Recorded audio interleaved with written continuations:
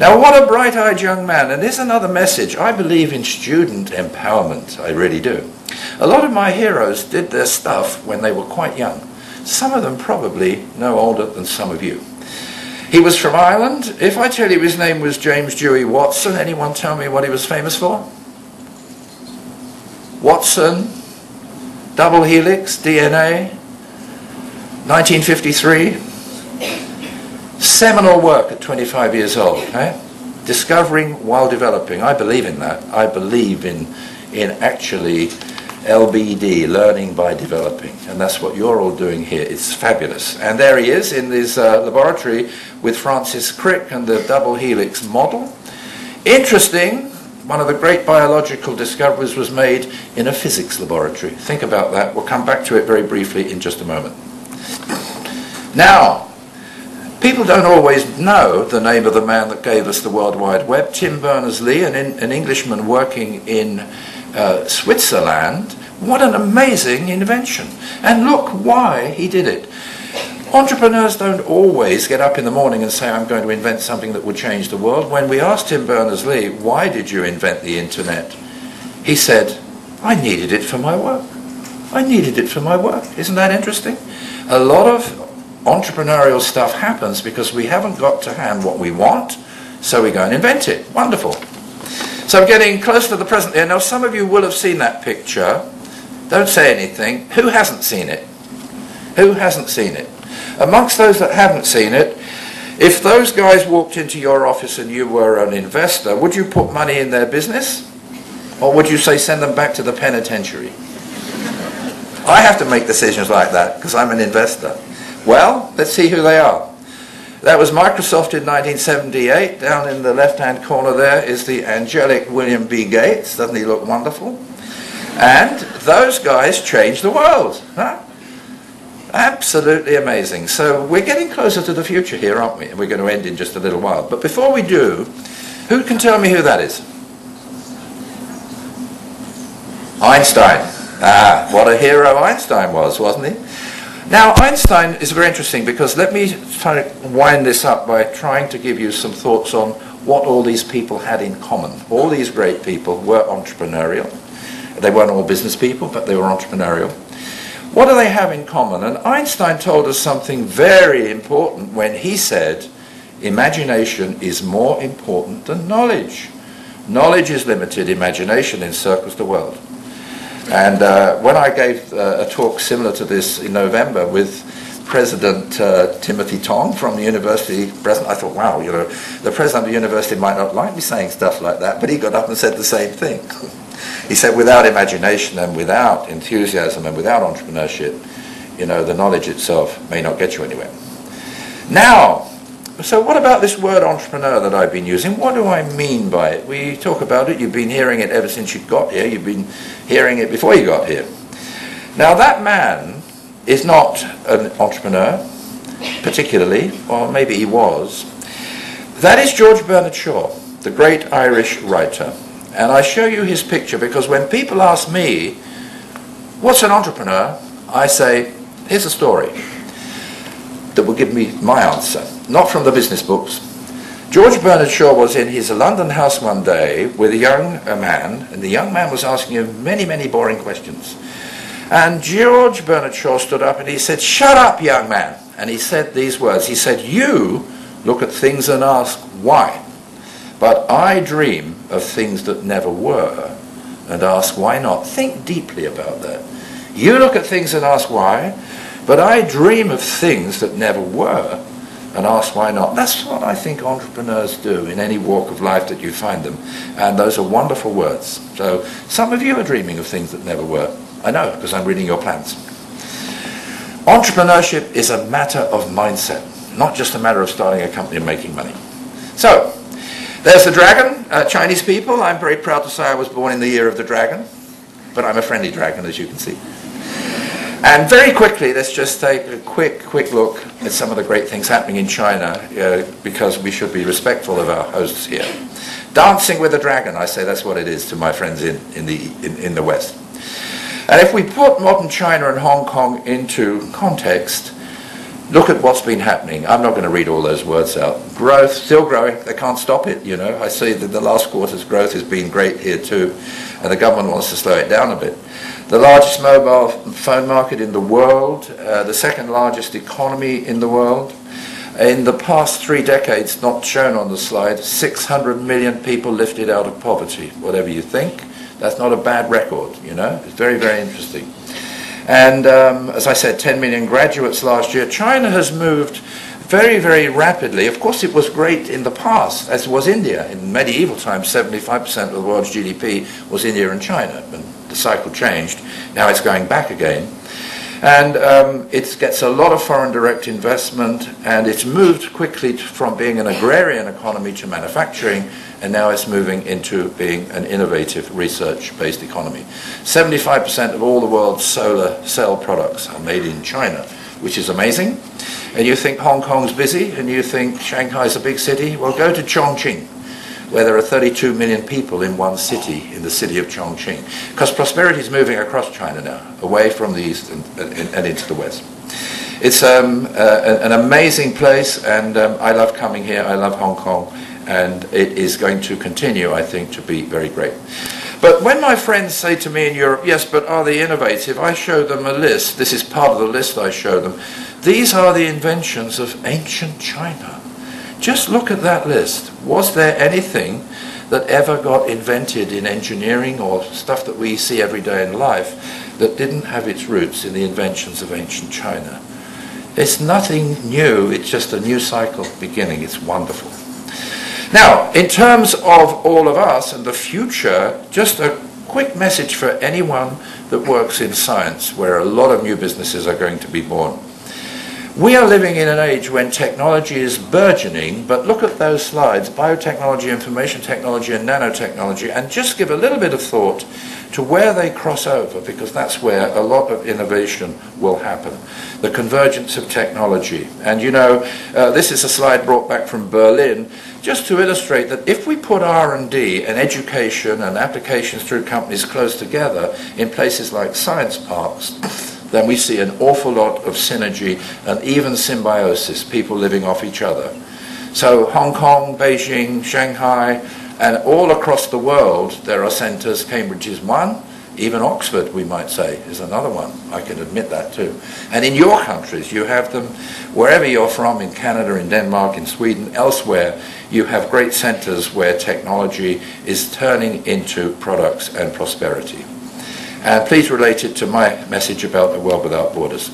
And so, knowledge and knowledge sharing is a very important part of entrepreneurship and enterprise, and will be an even more important part in the future. And my belief in a world without borders is real. I'm passionate about it.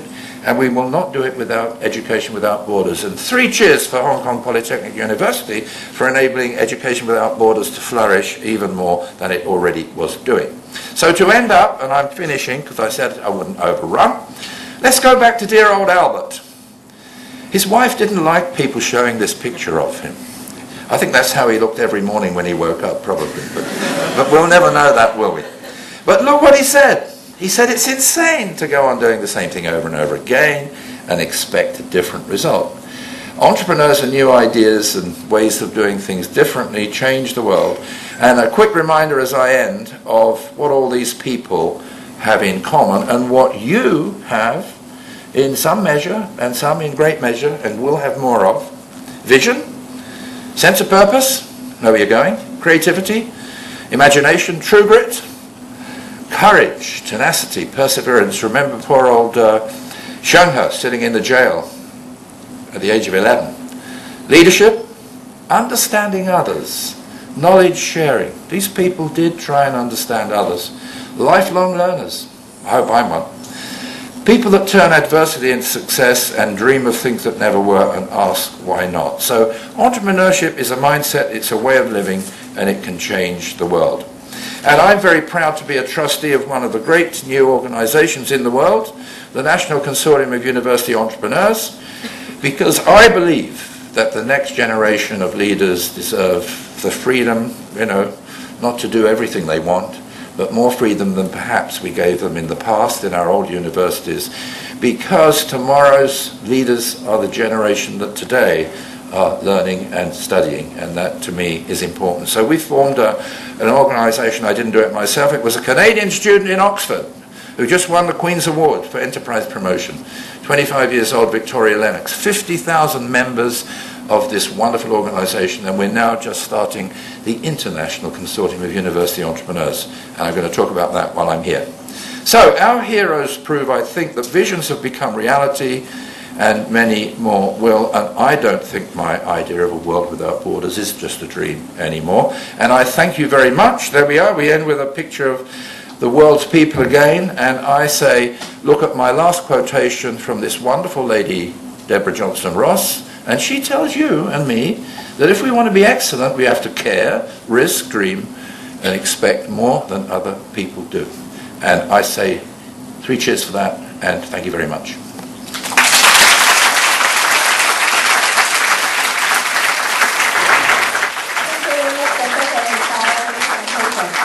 Perhaps you have time for 1 or 2 questions? Or comments? Who thinks they're an entrepreneur? Who would like to be one? No questions? Here's one. A question here. Who's your favorite entrepreneur in this time era? So do you have My favorite entrepreneur in this time, I suppose I would have to say that it wouldn't necessarily be Bill Gates or Tim Jobs or Steve Jobs. I would say that someone who changed the world in a very quiet way more than any other would be Tim Berners-Lee, who gave us the internet and never patented it and gave it to the world.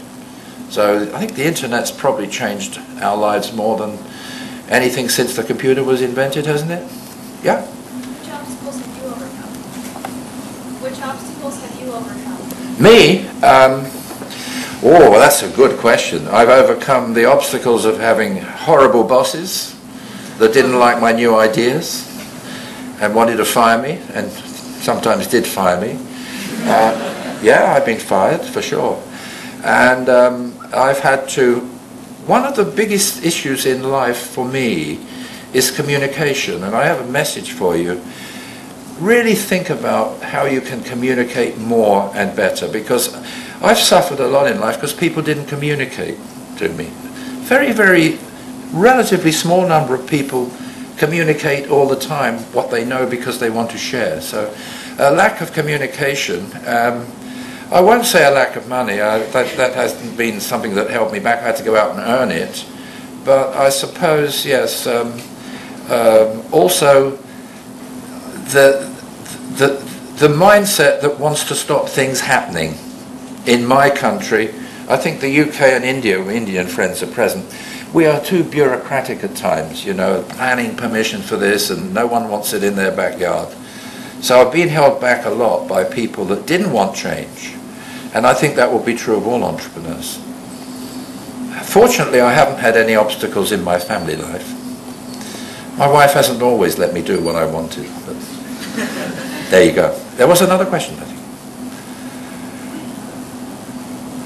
Oh, well, you've got a long day ahead. Oh, yeah, there is one. I can ask you.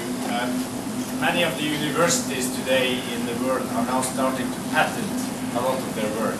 And the fundamental thought behind science back in the day was science was for the world, so that the universities should develop new knowledge that would benefit everyone. What are your thoughts about universities now using patents to make one of their students or a couple of their professors making a business and getting rich, instead of sharing it with the world and making much more efficient solutions for everything? Well, I think that the answer has to be that we're living in a world where intellectual property can be protected. And in the past, I could show you a wonderful history of great inventions in Cambridge, for which Cambridge in the UK never benefited at all, because the ideas were taken away and exploited somewhere else where the money was made. And I think the governments that fund universities are now saying, look, if you're going to invent stuff in a university, why should we just let someone run away with it and make a fortune? If it's going to have value, why can't we protect that intellectual property and generate value? So I think there's a logic behind it that says if you're spending money on research and you want to commercialize research, then you should get some gain from all your effort that goes into that. That would be one answer. The other thing about universities getting involved in patenting is that scientists and engineers are not always very good at commercial things. And in hospitals too, I'm working in the NHS, a lot of inventions are given away and exploited by other people because they go into the public domain, whereas intellectual property protection enables the institution to gain from them. And in universities, the technology transfer departments are very, very good at protecting the invention on behalf of the inventor and the university. There's a university in Leuven I was visiting in Flanders recently where hundreds of millions of royalties have gone back into research because of an invention of a new drug. So I think there is good logic to it. But I understand your point of view, but I think the world would not see so much new stuff getting turned into real products if we didn't have intellectual property management. One more? Just one more. Last one. Two more. Last two. Okay. Go on. I was deeply impressed by one point you just mentioned in the lecture, which is information sharing. So I wonder, what is the most efficient way, do you think, to achieve the information interaction among borders? Sorry, the most efficient way of? To achieve the information interaction among borders. Well, I think these days we have the absolutely wonderful technology that at the press of a button, or you can talk to me on the screen through Skype and other ways. We have wonderful technology that enables very, very fast communication. And having said that, I still think people need to meet and get together. So I didn't mention it in my talk, but networking is very, very important. Networking both on the social networks on computer base and networking, getting together. So people interacting, and it is the spirit of communication that's important. If you know something that you think might be useful to me and you don't take the effort to communicate it, then knowledge isn't shared. And the very interesting thing is, I didn't mention it again because I have only a short time to talk to you, open innovation is a wonderful concept. And the big companies of the world, and it goes a little bit against protecting everything by patents, but the big companies of the world are now opening their information banks and sharing information with smaller ones because they know they can't do everything. So you have an amazing opportunity with modern technology and the spirit of open innovation to do knowledge sharing. And I like the word you use, knowledge sharing. I use that, sharing. Not knowledge transfer only. It doesn't go from here to here. It spreads. So that's use technology, but have the spirit of communication. When the final question was somewhere? Yeah.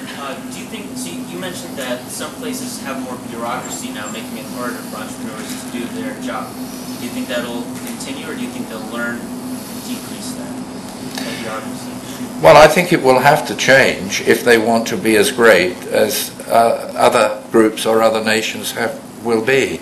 If we can't deal with it, then we will find that we are overtaken. And in the UK that happened. I mean, certainly a lot of our great science was exploited by other people because we stood in the way of it.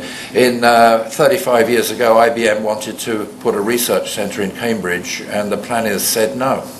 So they went to Germany. And we learned a lesson. When Microsoft came and said, can we put our research centre in Cambridge, we said tomorrow.